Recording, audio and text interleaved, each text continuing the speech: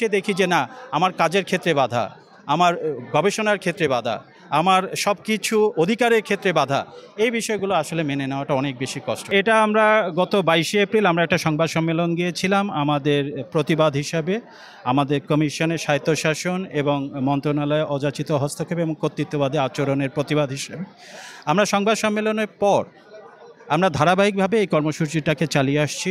আমরা এরপর অবস্থান কর্মসূচি নিয়েছিলাম, আমরা কালো ব্যাজ ধারণ করেছি, আমরা গণস্বাক্ষর নিয়েছি এবং প্রতিটা মেসেজ আপনারা কভারেজ করেছেন, আপনাদেরকে অসংখ্য ধন্যবাদ।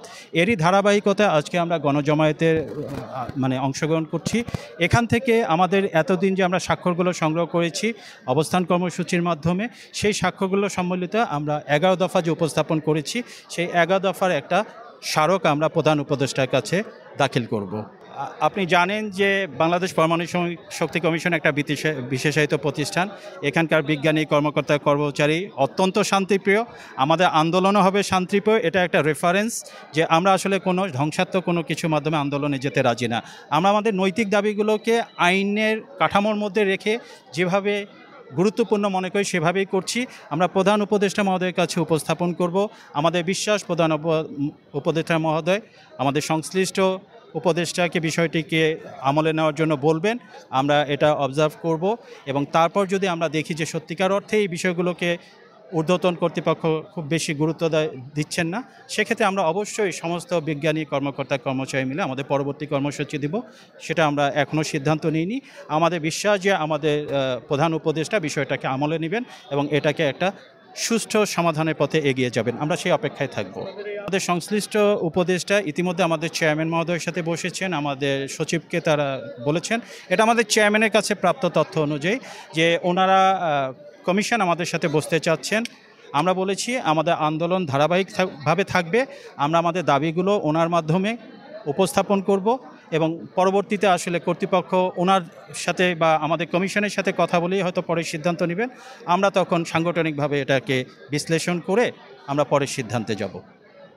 তো বাংলাদেশের বিভিন্ন প্রতিষ্ঠান থেকে সবচেয়ে মেধাবীগুলো এখানে আসেন, সুতরাং তাদের মধ্যে কাজ করার স্বাধীনতা প্রয়োজন। স্বাধীনতাতে যখনই কোনো অযাচিত হস্তক্ষেপ হয় কাজ কিন্তু তারা সেভাবে করতে পারে না। আমরা চাই, আমি ওই অর্গানাইজেশনে যখন জয়েন করেছি বা আমরা বিজ্ঞানী যারা, কর্মকর্তা, কর্মচারী যারা, আমরা এটার কাঠামো বিশ্লেষণ করে এসেছি। আমার নিজস্ব কমিশন, আমার নিজস্ব চেয়ারম্যান, মেম্বাররা আমার আইন দ্বারা পরিচালিত এবং আমরা সেই আইনের আওতায় থাকব। নাহলে তো আমরাও তো আমাদের চাকরি জীবন অনেক বেশি পথে যেতে পারতাম। আমরা এটাকেই মনে করেছি যে এটা একটা স্বাধীনভাবে কাজ করার সুযোগ। আমি আমার সারা জীবনের জ্ঞানকে আমি এখানে প্রতিষ্ঠা লাভ করাতে পারবো। তা আমি যখন এসে দেখি যে না আমার কাজের ক্ষেত্রে বাধা, আমার গবেষণার ক্ষেত্রে বাধা, আমার সব কিছু অধিকারের ক্ষেত্রে বাধা, এই বিষয়গুলো আসলে মেনে নেওয়াটা অনেক বেশি কষ্টকর।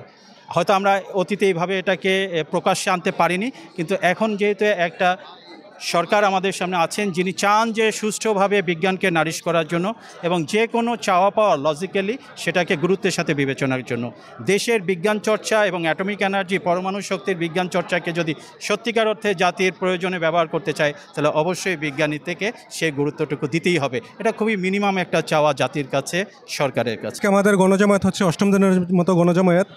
তো আমরা বিগত 22 এপ্রিল আমাদের প্রথম সংবাদ সম্মেলন হয়, সাংবাদিক সম্মেলন আপনাদের উপস্থিতিতে। তারই ধারাবাহিকতায় আজকে 8ম দিনের মতো গণজমায়েত।